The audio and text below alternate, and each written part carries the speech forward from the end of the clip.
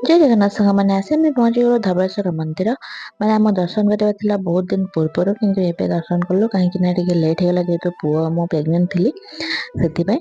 ତ ଏଠି ଏ ଭାଇଙ୍କ ପାଖରୁ ଆମେ ଭୋଗ କିଣିଲୁ, ତାପରେ ଯେହେତୁ ଠାକୁରଙ୍କୁ ଚଢ଼େଇବାର ଥିଲା ତ ତାପରେ ବାପା ଯାଉଛନ୍ତି ଆଗରେ, ହଜବେଣ୍ଡ ପୁଅକୁ ନେଇକି ଆଗରେ ଗଲେଣି। ତ ଆମେ ଏଠି ପଛରେ ଗଲୁ, ଭୋଗ ଦେଖିଲା ବେଳକୁ ଏ ମାଙ୍କଡ଼ ସବୁ ନେଇଯାଉଛନ୍ତି। ତ ସେଥିପାଇଁ ସେ ଲୋକ ସବୁ ଗୋଡ଼ଉଛନ୍ତି ମାଙ୍କଡ଼ଙ୍କୁ। ତ ଆମେ ବହୁତ ସ୍ପିଡରେ ଆସିବାକୁ ପଡ଼ିଲା, କାହିଁକି ନା ମାଙ୍କଡ଼ ନେଇଯାଉଛନ୍ତି ସବୁ କିଛି। ମାନେ ଏମିତି ଫୋନ ଧରିଲେ ବି ସେ ଛଡ଼େଇ ପକଉଛନ୍ତି। ତ ଏଇଠି ଆମେ ଚପଲ ସବୁ ରଖିଲୁ। ତ ଏଇଠି ଦେଖନ୍ତୁ ସେ ମାଉସୀ ମଉସା ସବୁ ବସିଛନ୍ତି, ସେ ଝଗଡ଼ା ଲାଗୁଛନ୍ତି। ମତେ 20 ଟଙ୍କା ଦେଇକି ଗଲେ, ତ 5 ଟଙ୍କା ତୋର ଆଉ 5 ଟଙ୍କା ମୋର, ଏମିତି ହଉଛନ୍ତି।